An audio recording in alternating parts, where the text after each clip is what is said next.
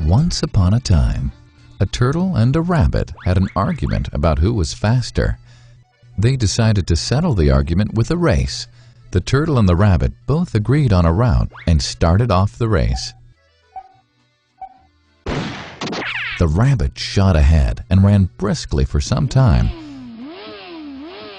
Then, seeing he was far ahead of the turtle, he thought he'd sit under a tree for some time and relax before continuing the race. He sat under the tree and soon fell asleep. The turtle, plodding on, overtook him and soon finished the race. Emerging as the undisputed champ, the rabbit woke up and realized that he'd lost the race. The moral of the story is that slow and steady wins the race. This is the version of the story that we've all grown up with. But our version of the story continues. The rabbit was disappointed at losing the race, and he did some thinking. He realized that he'd lost the race only because he had been overconfident, careless, and lax. If he had not taken things for granted, there's no way the turtle could have beaten him. So, he challenged the turtle to another race. The turtle agreed.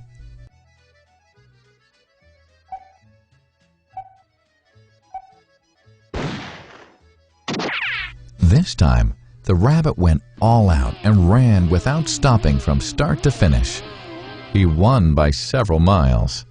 The moral of the story? Fast and consistent will always beat the slow and steady. It's good to be slow and steady, but it's better to be fast and reliable. But the story doesn't end here. The turtle did some thinking this time and realized that there's no way he can beat the rabbit in a race the way it was currently formatted. He thought for a while and then challenged the rabbit to another race, but on a slightly different route. The rabbit agreed. The turtle and rabbit started off. In keeping with his self-made commitment to be consistently fast, the rabbit took off and ran at top speed until he came to a broad river. The finishing line was a couple of kilometers on the other side of the river. The rabbit sat there, wondering what to do. In the meantime, the turtle trundled along, got into the river, swam to the opposite bank, continued walking, and finished the race. The moral of the story? First, identify your core competency, and then change the playing field to suit your core competency. The story still hasn't ended. The turtle and rabbit by this time had become pretty good friends, and they did some thinking together.